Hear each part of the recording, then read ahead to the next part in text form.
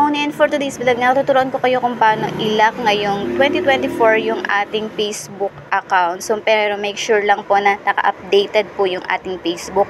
Kasi yung ipapakita ko sa inyo is kailangan naka-updated siya. So pag na-update nyo na yan, punta tayo sa inyong Facebook. So meron akong dami account dito na Facebook. So, ayan, after nyo, punta ka lang dun sa inyong profile. Ayan, click nyo lang yan. And then, tingnan muna natin yung tatlong bilog dyan sa gilid. I-click nyo po yan after. So, ito yung muna, papakita ko muna sa inyo. Ayan yung aking dami account. So, yan, hindi siya nakalock. So, ilalak natin siya.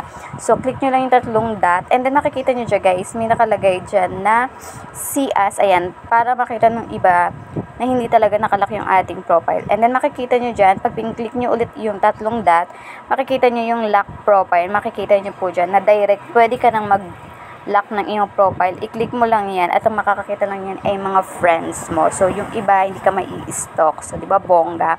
So, after nyan, click nyo lang yung okay. Ayan, lock your profile para, ano lang. And then, para makita natin kung nakalak ba yan ulit, tignan natin ulit yan. Dun sa profile, tapos click nyo rin ulit yung tatlong dot and then see us. Ayan. So, guys, o diba, nakalock na yung profile niya. So, ganyan lang, guys, para mag-lock ng inyong profile. Kaya kung ako sa inyo, guys,